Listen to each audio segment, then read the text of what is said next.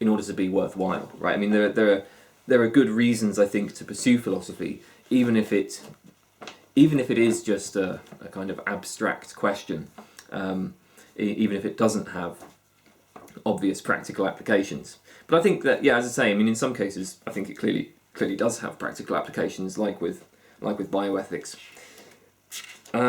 Christopher L. asks, who is, in your opinion, the most overlooked philosopher? Oh, that's a difficult one. I suppose probably maybe Andrei Kukla. I don't know if I'm pronouncing his name right. It's Kukl.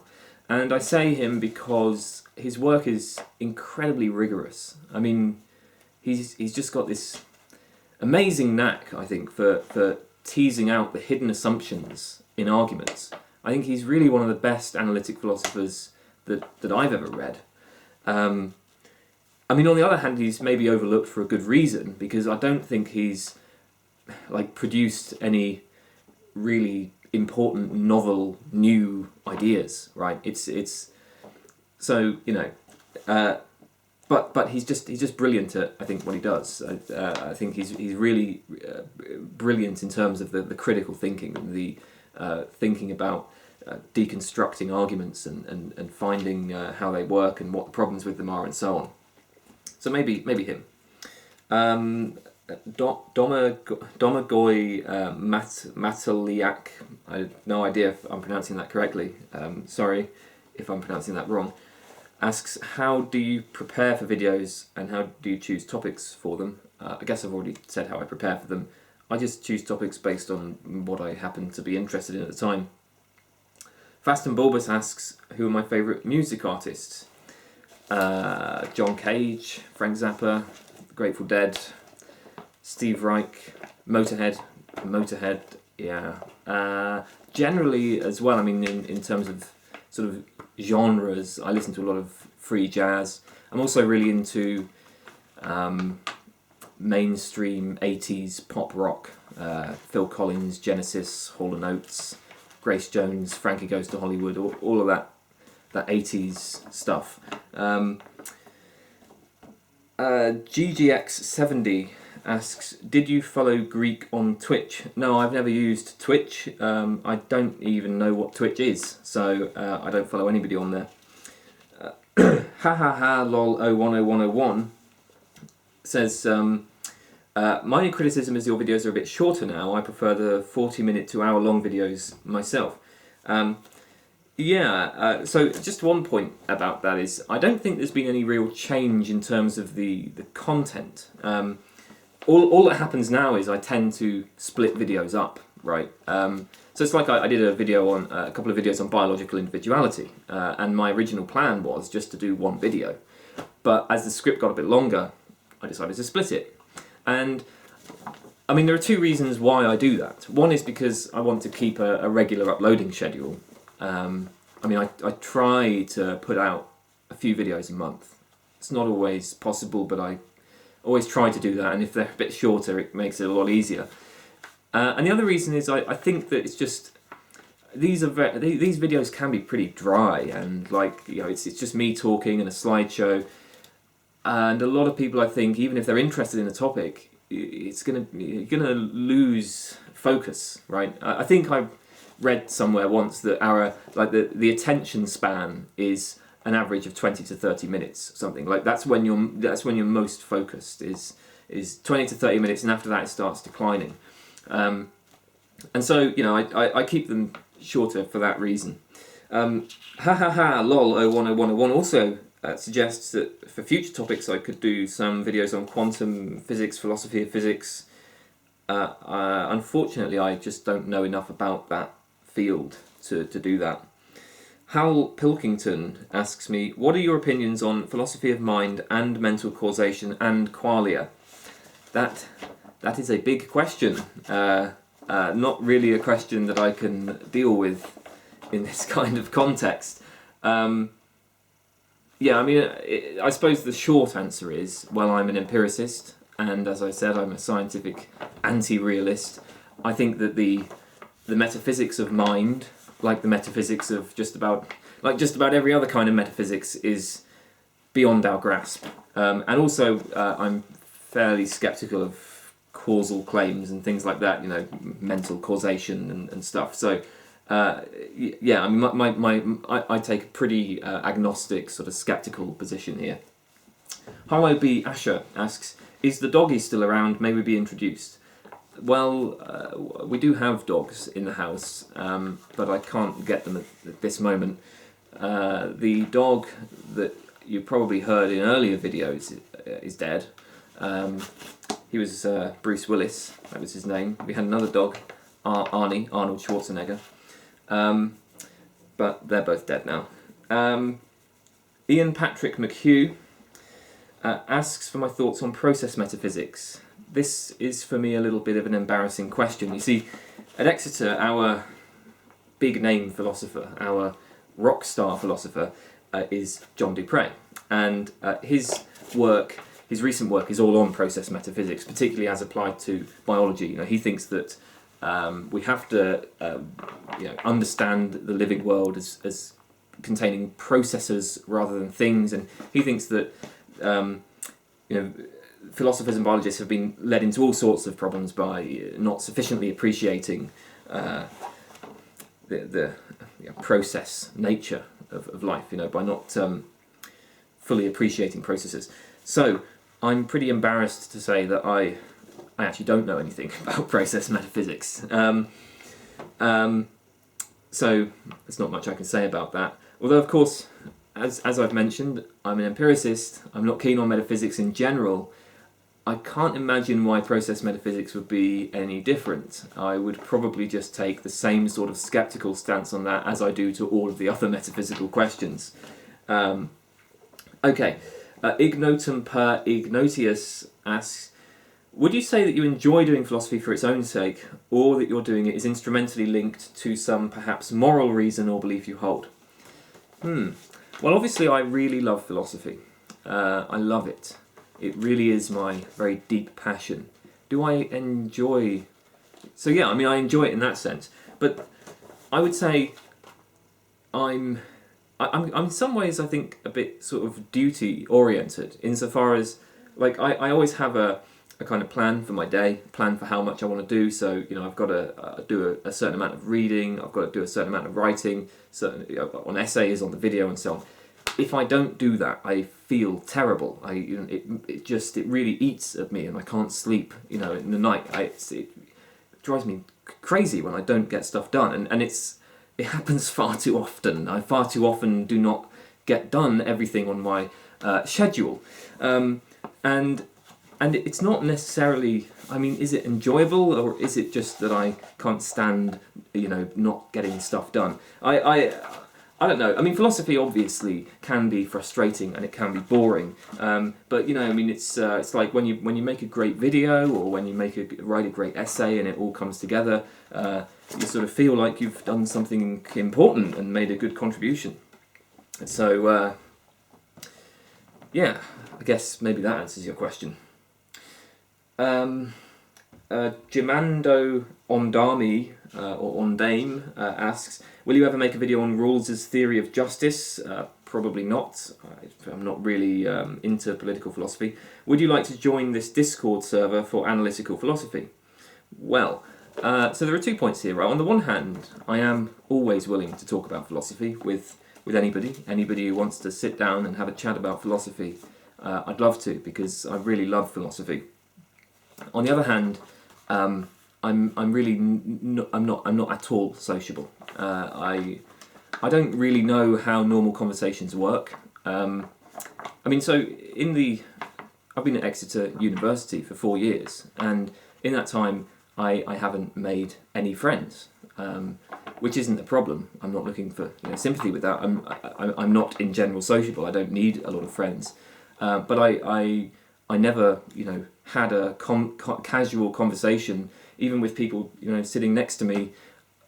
Just doesn't happen. So my concern, obviously, about the Discord server type thing is entering into a context where there's a sort of conversation going on, and it's like a conversation. I don't know what to do in a conversation.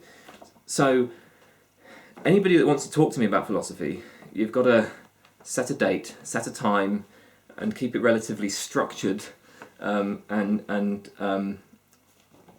I can talk. I can do that, and I'd really like to do that, but I can't do the the friendly conversation thing. That ain't gonna happen. So I suppose it depends on what you have in mind, basically. Do you have any strong political views? If yes, what are they? I'm fairly libertarian. I care a lot about freedom of speech, freedom of expression. I want to legalise all drugs.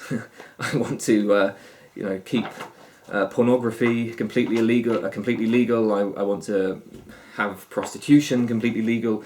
All of this stuff. Guns, even. I live in the UK.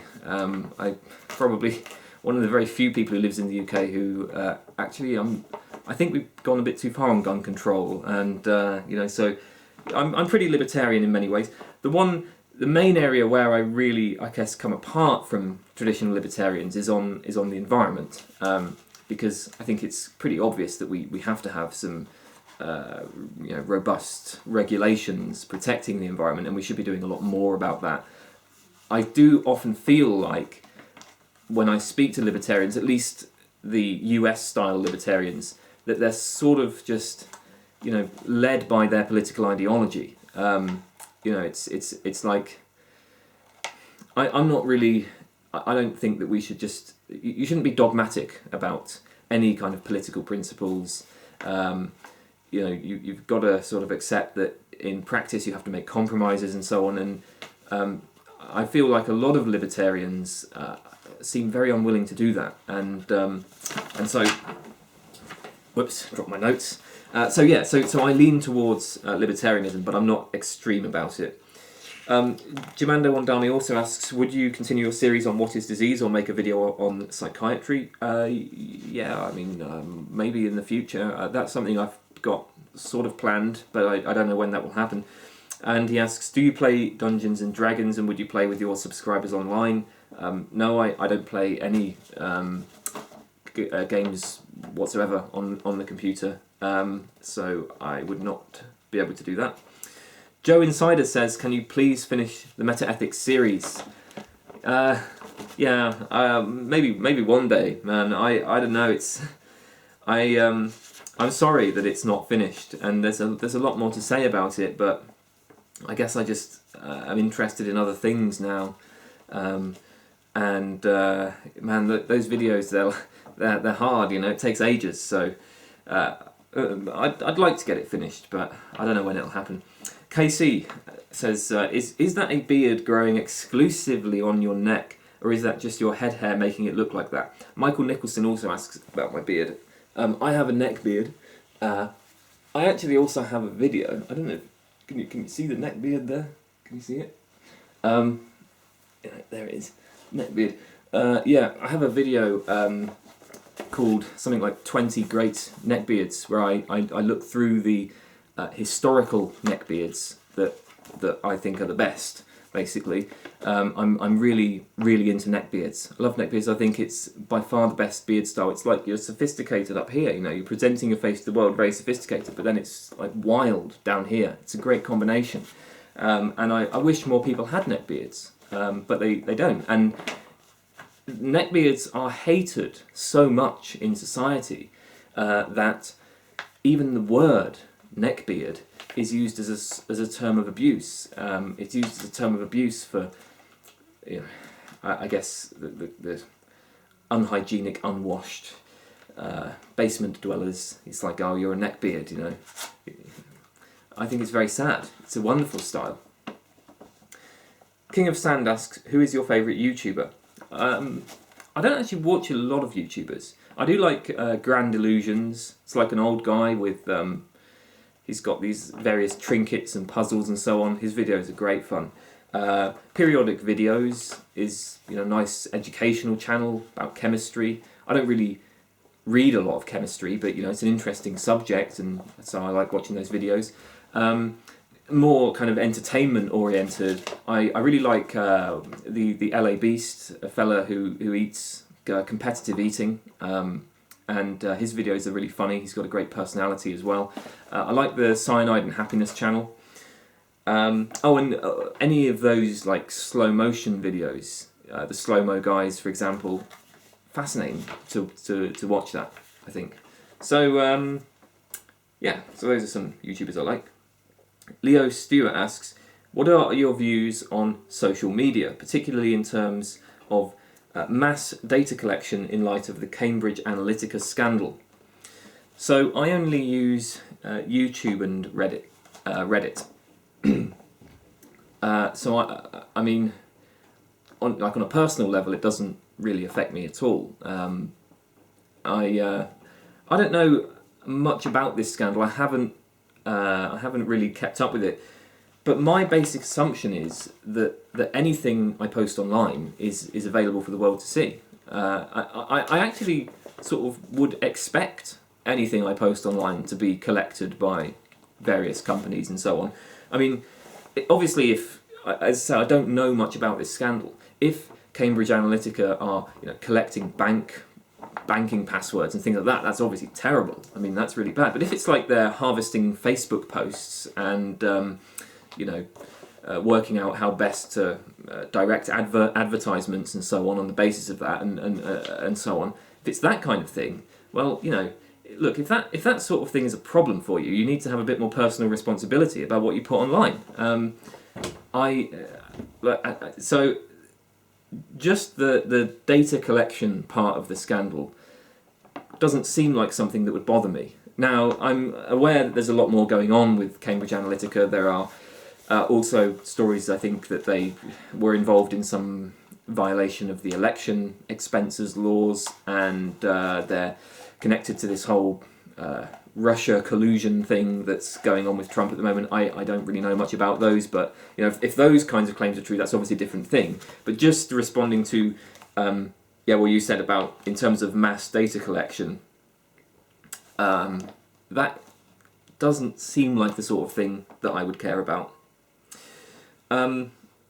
Lhandroval asks, says, I would be interested in a video on vagueness in philosophy. Yes, interesting suggestion. I'm not sure if I'll ever get around to that. Mandibil says, I would love one on philosophy of contracts. Also a rundown of known normative principles in ethics and a thorough analysis of the is-ought gap. Well, I can't do philosophy of contracts. I just know nothing about that at all. In fact, I wasn't even aware there was a field of philosophy of contracts. It's the first I've heard of it.